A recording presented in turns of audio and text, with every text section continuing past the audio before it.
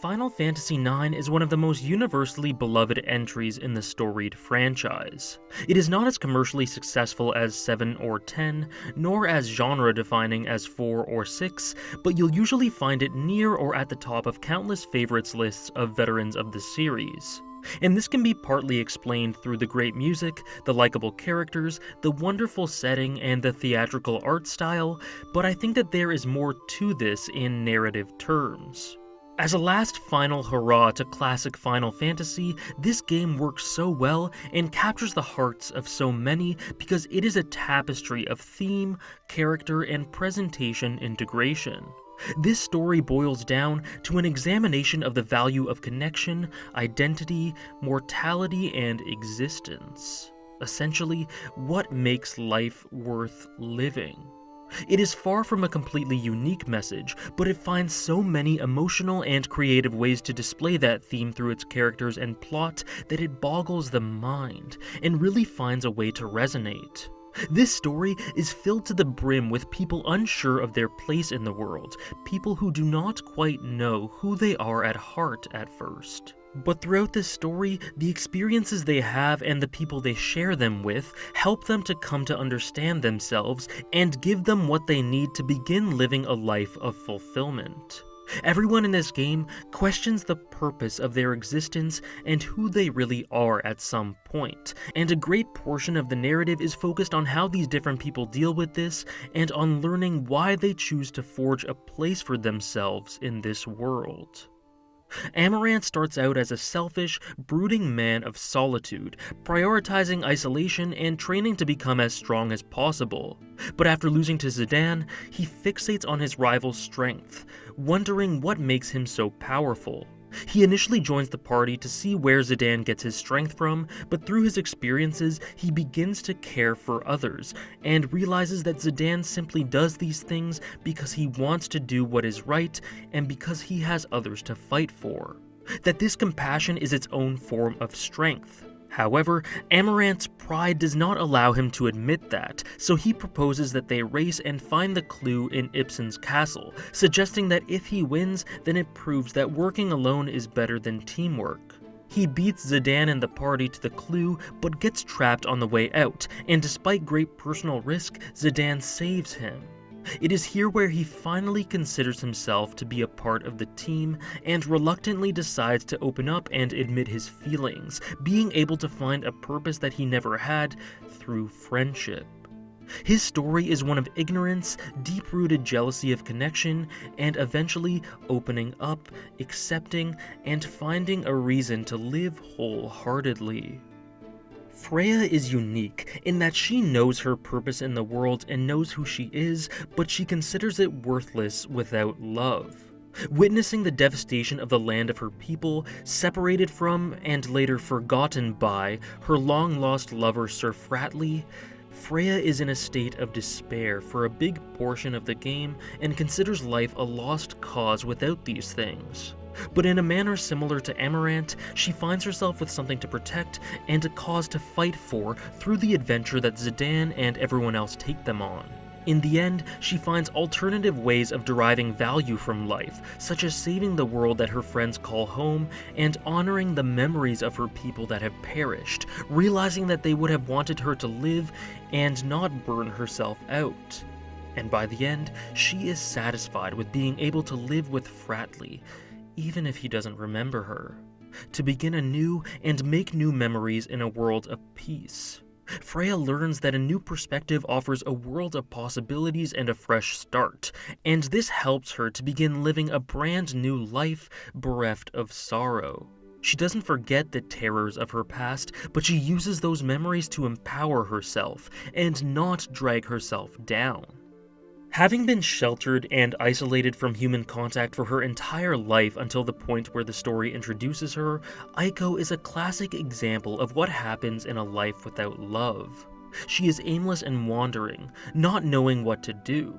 She seeks to grow up and be mature as young girls tend to do, and to find people who will accept her. And in the beginning, she sees these two goals as ones that can only be achieved hand in hand.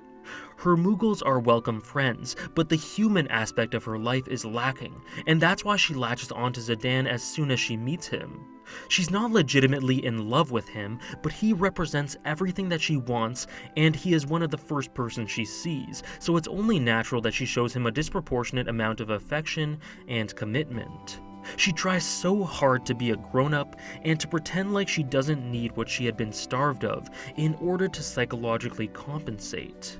However, at the story's end, she realizes that she was being dishonest with herself, and she grows to learn that at this point in her life, all she needs is a family. Witnessing the lives and deaths of so many, and having forged some cherishable memories of her own, she sees that there is no need to rush things, and that she should just take life at its own pace. She finds a family through the party, and afterwards, luckily for her, Sid and his wife are all too happy to oblige and become her new, true family. Beatrix follows a character arc similar to Cecil in Final Fantasy IV, but a spin is put on it in order to integrate her arc with the main themes of this story.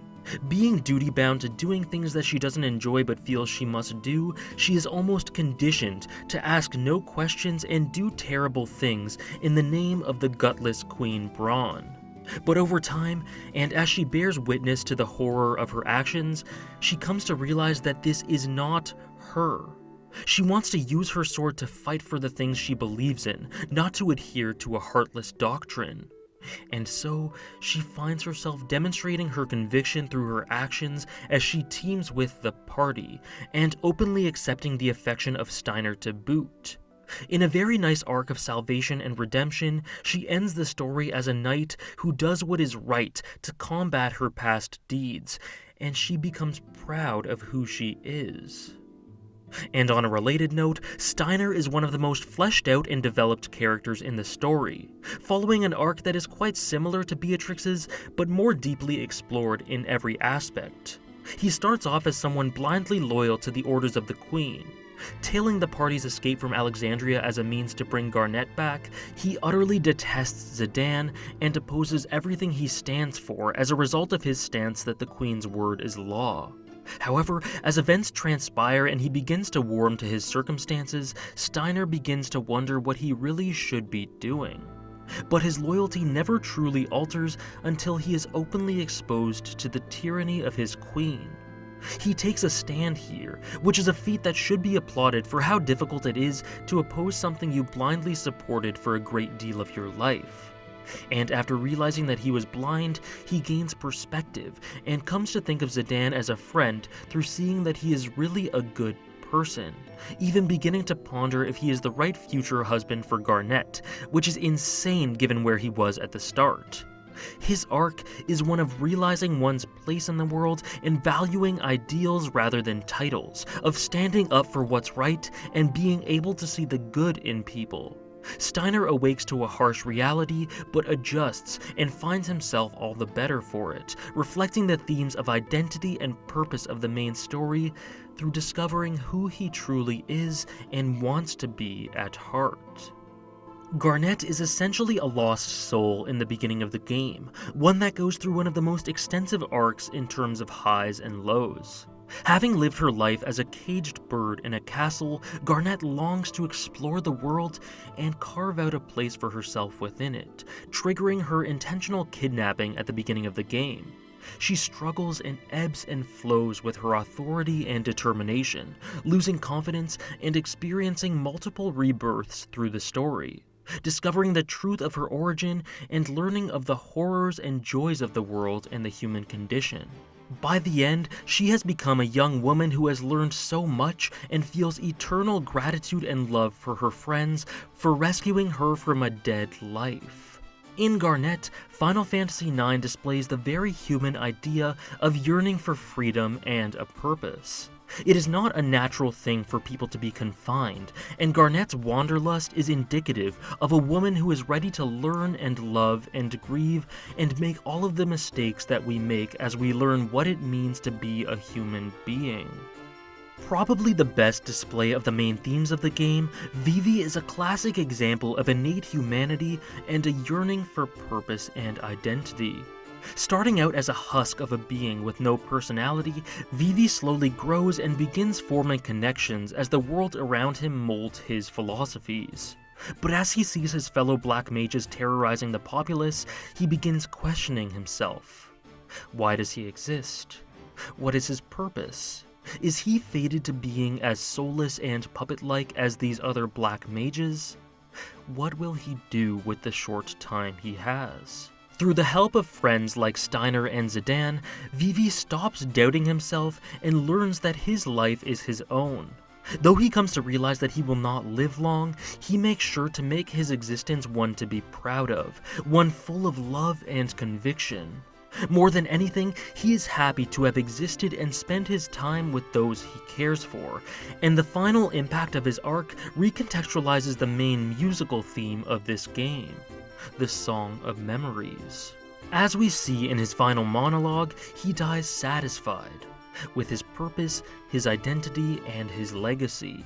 And we see that he lived not in fear of death, but embracing his mortality and taking advantage of it to live his life to the fullest. Sedan spends the first 3/4 or so of the story being the pillar of support for other people. He is there for Vivi and Aiko, he supports Freya and Garnet, he adheres himself to Steiner, and he teaches Ameren the value of human connection. But he leaves little time for himself in doing all of this. So when confronted with his own identity crisis, that being the revelation that he is a genome programmed to be an angel of death, he feels as though he is destined for that role. He shuns the connections that he had been building up the entire game and takes the burden for himself, not wanting to cause trouble for others. But what he does not realize is that he is genuinely loved, that this is a burden they want to share with him. In arguably the best sequence in the game, Sedan is retaught the lessons that he taught others. Simply that your life is what you make of it, not what you are born into, and that one can find purpose through connecting with friends. You are not alone. He changed everyone's lives for the better, and here was their turn to provide him with perspective in his time of need. Lastly, as the main villain of the game, Kuja is a huge demonstrator on his own about the story's fixation on the theme of identity. Despite his lack of developed emotions, he rebels because he doesn't want to be a mere tool to Garland, and because his ego does not allow him to be satisfied with an existence playing second fiddle to Sedan. He even once chooses to let Sedan live, even if he had a chance to kill him, in order to prove himself superior. His will is too strong, and due to his narcissism, he doesn't believe that anything should exist if he can't exist. This is why he decides to destroy the world at the end.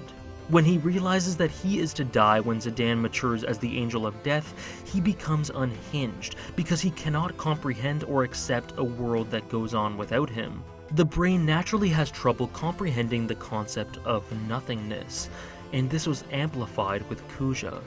His simple existence causes a great amount of internal strife. He uses, abuses, and abhors the Black Mages for their role as seemingly shackled puppets, but this is a projection of his internal anxieties and insecurities, because he can relate with them.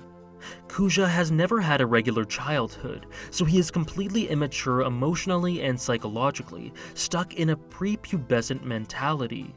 As such, he really can't bring himself to feel remorse for his horrible actions or sympathize/empathize with anyone else. This enables him to do whatever evil he pleases to carry out his own goals. However, after realizing the truth of his mortality, and after initially losing himself in his loneliness, Kuja learns to develop as a person and begins to realize the long-reaching ramifications of his actions. A big theme in Final Fantasy IX involves comparing yourself to someone that it seems you're like on the outside, but coming to realize that that comparison is actually shallow. It's something that speaks of mankind's tendency to strive for idealization, yet only see the worst in ourselves due to insecurity, and this is often a huge stumbling block to finding internal freedom and peace. We see this with Vivi and the Black Mages and Sedan and the other genomes, but Kuja's parallel with the puppets he despises is a sort of opposite case. He outwardly projects that he's better and different than them, even though deep down he feels the same. He feels like a robot, programmed for destruction, like someone with a set purpose and no freedom, so he acts in defiance to this by going all in with his individualization. But after the party defeats him and the hushed, lonely silence makes him ponder his actions, Kuja realizes that the mark he wants to make on others and the world is one of hope. He decides to save Sedan to make up for his horrible actions. It doesn't redeem him, but it does matter. By the end of the game, all that he cares about is whether Sedan's friends made it out alive. And that is his final impact, the thing that he will be remembered by. As a caring brother for Sedan, and as a person who provided lasting hope for the Terrans, teaching them to believe that they can be their own people.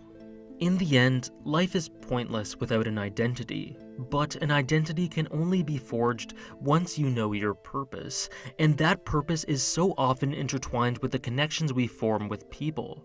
Almost every single character of note in this story learned this, including Kuja. Vibrant and larger than life until the end, he wanted his existence to mean something. Of course, his late care for our heroes was born from his belated compassion, but it also allowed for him to finally feel the joys of the human condition for the first time in his existence. And with that, he can die happy, knowing that he helped his little brother, and knowing that there is far more to the world than he first assumed. He's the ideal antagonist for this sort of story for how he communicates these concepts, and his arc puts a nice cap on this character-driven theming. Every single character arc contributes in one way or another to this overall theme. However, this is not just an idea that pertains solely to the character arcs of the main cast, but something richly integrated with the very fabric of the story in little moments that carry the thematic torch all the way through. Quina, who despite being the silly comic relief character, seems to understand the simplicity and purpose of life more than anyone else. The Black Mages and their gradually developing attachment to existence, the way they develop a fear of death after deciding that they have things worth holding onto, how they come to learn the beauty of simply caring for things like chocobos, but most of all, how they come to understand that the joys of life outweigh the fear of death. The genomes, and how they come to Gaia not knowing how to properly live, having to learn from the formerly lifeless dolls about what life is. Garland, and how he does the terrible things he does to ensure that he and his people keep on living, to preserve the identity of his race. Even the very setting itself is one that fights against assimilation from Terra, as if struggling for an identity and a place in the universe itself. From top to bottom, Final Fantasy IX is a profound display of life, death, existence, love, and identity, and how these intertwine to make life worth living. It is among the strongest video game stories I've ever seen in general, but especially in terms of executing and presenting its philosophy to really drive home the emotion, yet being variable enough to keep the idea fresh and not bang the player over the head with it. It just understands people, demonstrating supreme integration regarding some of the most important and heartfelt ideas known to man, and that is the reason it remains so timeless and continuously captivating. Many thanks for watching.